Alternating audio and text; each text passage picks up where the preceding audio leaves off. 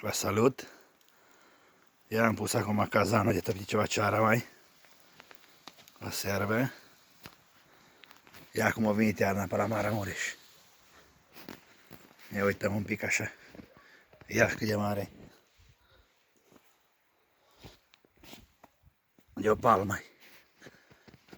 Ia. Zăpadă pe ei.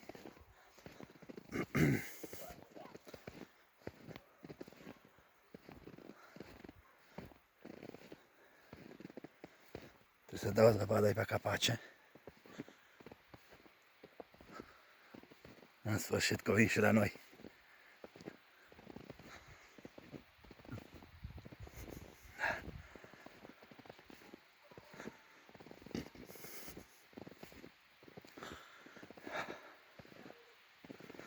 Ia ce frumos e.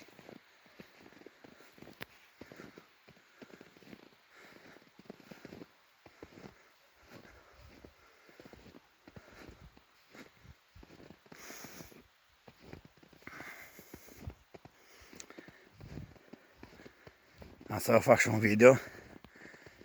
Ne luat și un camion apicol cu les cu tot pe el. Dar acum nu-mi aici, nu-mi acasă, nu-mi aici la Stupina. Stupina mi în altă comună.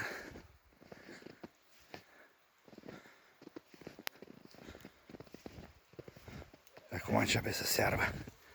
Trebuie să o strecurăm. Ia că serve.